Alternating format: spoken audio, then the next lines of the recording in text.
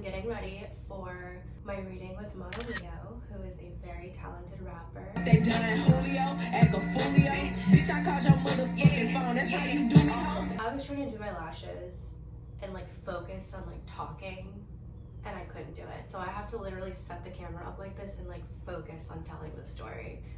Kudos to anyone that can like do things and tell a story, because that's not me. I can't do that. I don't know if I'm a real vlogger. I don't think I am. I'm still trying to figure it out. Kayla and I will be reading for her at 12 o'clock today, and we're both very excited. This opportunity came about because someone on Twitter, or X, I don't know what the fuck, I don't use Twitter at all. I'm not a Twitter girl, but Kayla's pretty big on Twitter, and someone had reached out or said something like, hey, who's like a really good astrologer, and Monaleo tagged Kayla, and then that led into Monaleo wanting a reading from Kayla, and then Kayla, being the sweet, genuine friend that she is, asked Monaleo if she would also be interested in a mediumship reading. She said yes, and now we're here. So we're both very excited. I'm a little nervous. I'm not nervous in the sense that like this is someone famous or anything like that, because what I have found, for the most part, the people that I have met that are like of influence or famous have been super down to earth, like normal people. We read for Winter Blanco like a month ago. She was so cool, so funny, and like just normal. It literally felt like I was talking to a friend. And I mean, just others. So it's not necessarily that like this person's famous that makes me nervous. It's more so what happens after she mentions us. It's like having the potential overnight all eyes on you, and that shit scares me. I've seen my friend Kayla go viral quite a few times from her predictions on celebrities, and like I've literally witnessed the chaos that comes with everybody knowing you instantly and having opinions, and that is what's nerve-wracking. I think that when people who literally have no idea who I am go to my Instagram or see me on social media, it's easy to be like, oh my god, she loves attention. And do not get me wrong, okay? I'm not gonna sit here and say I don't love attention. I definitely do, and I can definitely own that, and I don't give a fuck. It doesn't bother me. I don't see it as an insult. But I have figured out the reason why I love it is because when all eyes are on me, so to speak, I can then show you what I think needs attention. For example, the genocide with the Palestinians, like that needs attention. You're watching me, I'm gonna show you what I think you really need to be watching. You know that saying where it's like, never judge a book by its cover? I learned one of the most important lessons of my life in one of my acting classes, acting for 2 semesters in college. And I remember going there and immediately just looking at everybody that was in this class and being like, oh my god, they're so weird, but like really what's normal, right? I'm sure there's someone watching this that thinks that what I do is weird, and that's okay. I've learned since then. And I thought, you know, instantly just by looking at everybody that was in the class, like I would not relate to them, I would never hang out with them. And in acting class, we really had to get to know each other because we were partnered up, we were doing scenes, we were doing all these things, and I really got to know the people that were in that class, and that's what made me truly realize, like I learned that lesson senior year of college, like do not judge someone just based off of what you think you know, because you literally know nothing. I left that class literally being like, I would literally hang out with every single person in this class, even though they may not look like someone I normally would. And I say this to say that it's funny to me because I feel like people that literally have no fucking idea who I am, they think they know who I am, or they want to believe who they think that I am, that I am probably the most private person. Like you think you know things about me, you think you know what I'm doing, but you have literally no idea.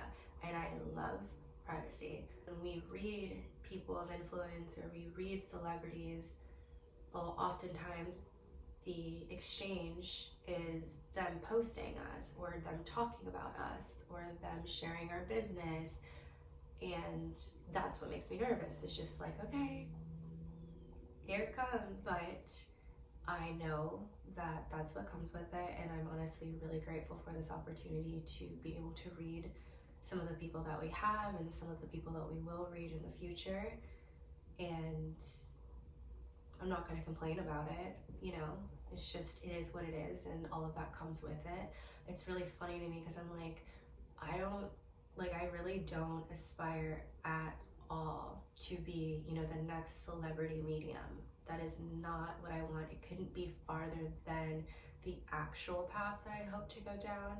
But at the same time, I mean, if an opportunity is right in front of me, I'm not going to say no. I have a question for you. Yeah.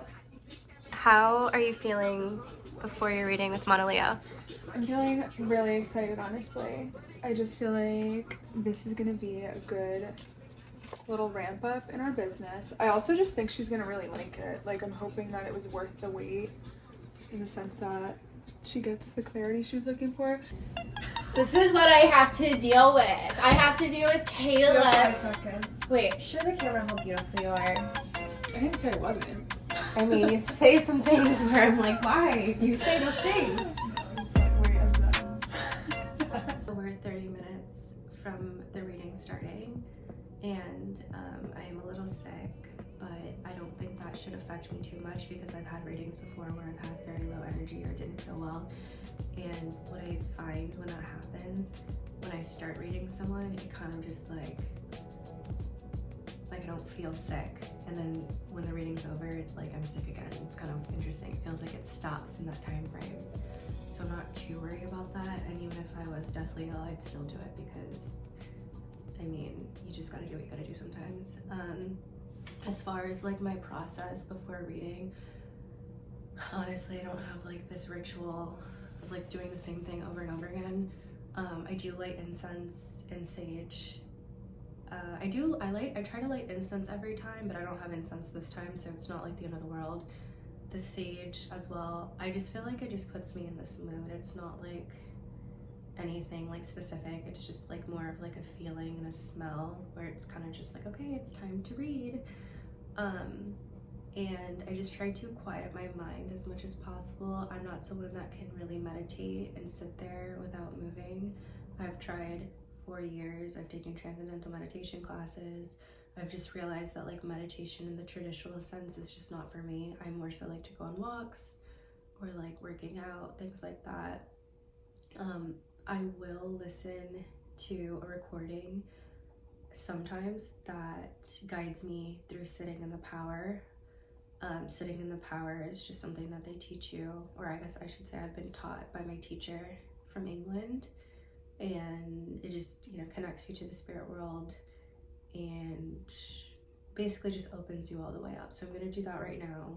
But as far as like a ritual, like I'm not like someone who has like it has to be like this every single time, or I can't do it. Sometimes I do this, sometimes I don't. Sometimes I set the intention that is one thing I do every single client before I read. I set the intention for the reading and then and go for it. Take your time. You're good.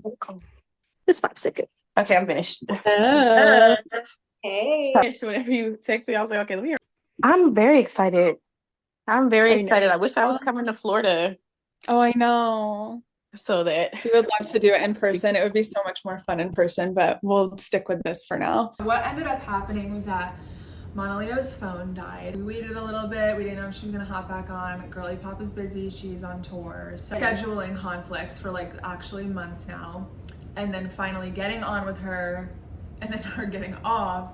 We were like, this is, oh, also in the house burning down. Oh yeah. We felt it was a sign that we were like, okay, this just needs to happen in person about it. So we think it'll go a lot, not better for her. I just think that I think that the problem it'll is hit better. the environment will be better controlled, whereas over Zoom we can't control who's in her background. Yeah, she has a lot of people there, so Alex is picking up on other people's energy. She just has a lot going on in general, so she's probably like, you know, all over the place. So this is a to be continued story. It was good though, like It was good. We It was were not on a bad Zoom for reading. about an hour. Yeah, an hour. And she's great. Like she's She's great. She's so nice. literally the sweetest person ever.